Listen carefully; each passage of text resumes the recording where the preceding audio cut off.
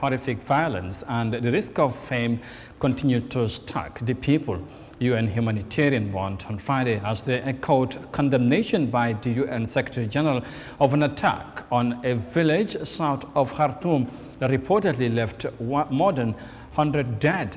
Now, the attack was reportedly carried out by the RSF and believed to have killed over 100 people, including at least 35 children, drawing condemnation from the UN Chief Antonio Guterres and the UN Children Fund. UNICEF head Catherine Rosell.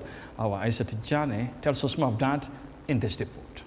Ongoing fighting, restriction humanitarian access, and escalating food insecurity put the people of Sudan at risk of catastrophic hunger, especially in key group regions. Worsening the situation, briefing journalists in Geneva from the Port Sudan, Mohamed Rafat, the UN Migration Agency IMO's chief of mission in the country, highlighted truly horrifying reports of violent attacks and casualties in the village of Wad al-Nur in Al Jazeera state. The attack was reportedly carried out by the RSF and believed to have killed over 100 people, including at least 35 children, drawing condemnation from the UN Chief Antonio Guterres and UN Child Fund UNICEF head Catherine Rosell. At another flashpoint of the conflict, intensified fighting between the South Sudanese armed forces and the rival Rapid Support Forces in North Darfur's capital, El Fasher in Sudan's west, has left some 800,000 civilians are still in danger.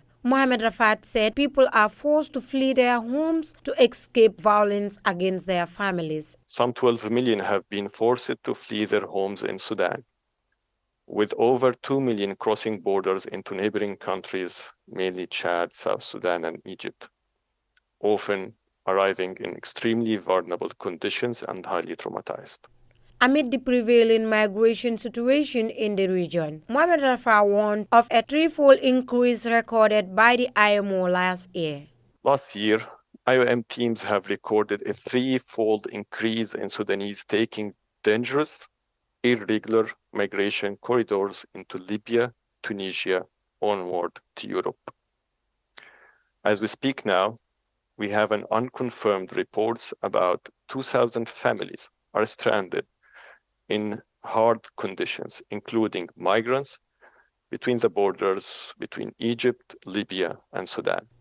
According to IMO's chief of mission in Sudan, internal displacement in the country since the start of the conflict on 15 April 2023 has almost reached the 10 million marks, with food insecurity an increasing factor in people's decisions to flee. He observes that some 18 million people in the country are acutely hungry, while 3.6 million children are acutely malnourished. In addition to the internally displaced, over 2 million people have fled across Sudan's border into neighboring countries, mainly Chad, South Sudan, and Egypt. Reporting for Eyeafrica News,